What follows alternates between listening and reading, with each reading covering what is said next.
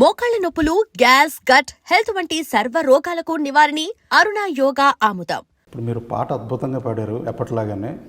మిమ్మల్ని మీరు అంటే మీకు మీలో ఉన్న పాట పాడే గాయకుడు ఇష్టమా, రాసే కవి ఇష్టమా మీకు వ్యక్తిగతంగా? అంటే పాట పాడడం అనేది ఒక సద్యోజాతం అంటారు కదా, అప్పటికప్పుడు తనంతటనే వచ్చింది నాకు పాట పాడడం. కాకపోతే రచన అనేది నేను కృషి చేస్తే వచ్చింది.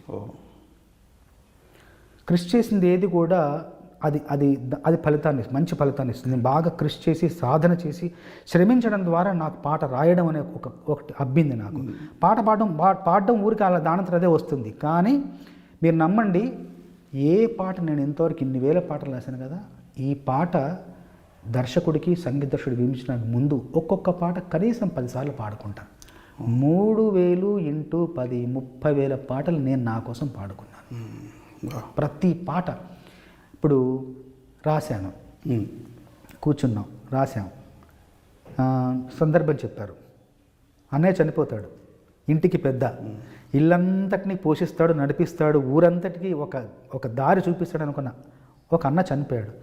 తల్లిదండ్రులు, తమ్ముడు, చెల్లి, వాళ్ళ ఏడుపు, వాళ్ళ దుఃఖం, వాళ్ళ శోకం, వాళ్ళ వేదన ఏంటి సందర్భం చెప్పి సుకుమార్ గారు మీరు రాయండి అన్నారు.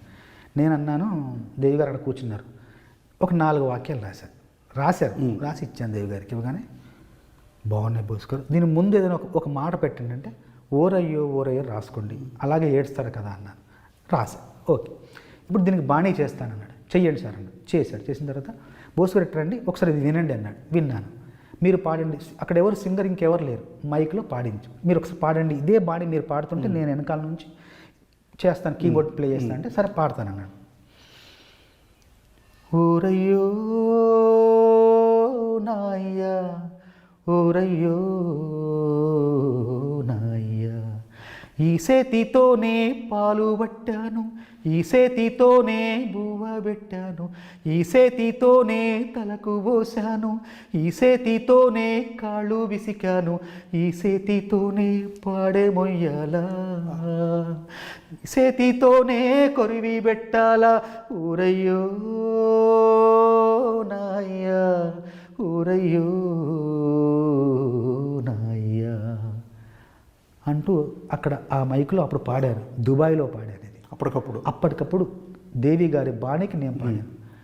అప్పుడు అక్కడ పాడిన పాటే సినిమాలో ఉంది. మళ్ళీ రికార్డ్ చేయాలి. అక్కడ ఏదైతే రికార్డ్ చేశారో నా గొంతు అదే మళ్ళీ సినిమాలో. మళ్ళీ టేక్ చేసుకోవటం అదే లేదు. మళ్ళీ చరణాలు రాసి మళ్ళీ తర్వాత మళ్ళీ చరణాలు రాసి చరణాలకి మళ్ళీ బాణి కట్టి స్వరాలు సమకూర్చి తర్వాత మళ్ళీ రికార్డ్ చేశారు. తమ్ముడు నీ కోసం తల్లడిల్లాడయ్యా, సిల్లి గుండె నీకై సెరువైపోయిందయ్యా, కంచంలో నీ మెతుకు నిన్నే ఎతికేనయ్యా, నీ కళ్ళద్దాలు నీకై కలియ చూసేనయ్యా, నువ్వు తొడిగిన సొక్క నీకై దిగులు పడి సిలక కొయ్య కూరి పెట్టుకుందిరయ్యా, రంగస్థలాన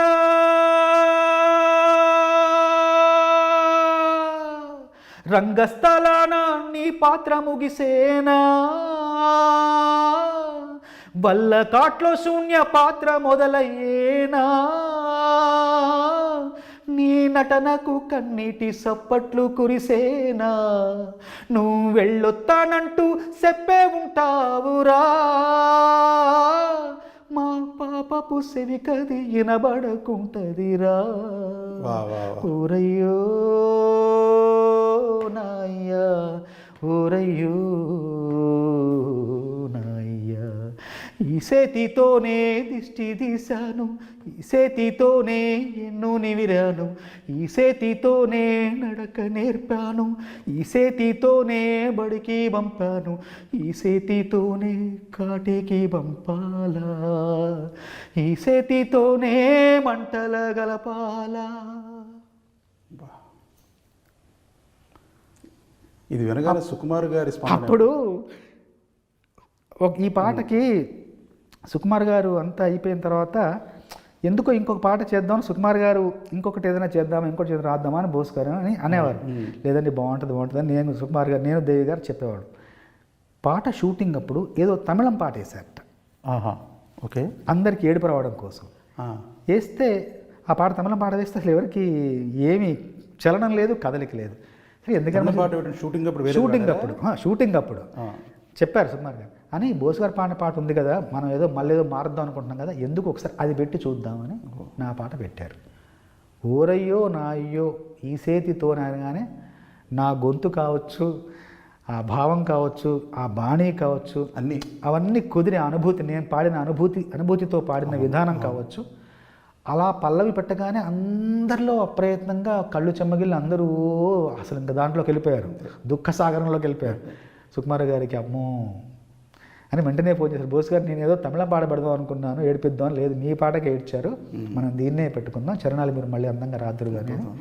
అలాంటి అంటే రకరకాల ఒక అనుభవాలు మనం పాడడంలోని, అదే చెప్తున్నా, పాడడంలో ప్రతి పాట ఒక 10 సార్లు పాడుకుంటారు ఖచ్చితంగా. తర్వాత మళ్ళీ నేను చెప్తుంటాను, ఎవరైనా అడుగుతుంటారు మీరు గాయకుడిగా మీరు పాడవచ్చు కదంటే, లేదండి శాస్త్రీయంగా నాకు ఎలాంటి నేపథ్యం లేదు, నేనేం నేర్చుకోలేదు, ఏదో అలా వినికిడి శక్తితో పాడుతుంటాను. లేకపోయినా కూడా బాలసుబ్రహ్మణ్యం గారు కూడా వచ్చాక నేర్చుకున్నానని చెప్పారు.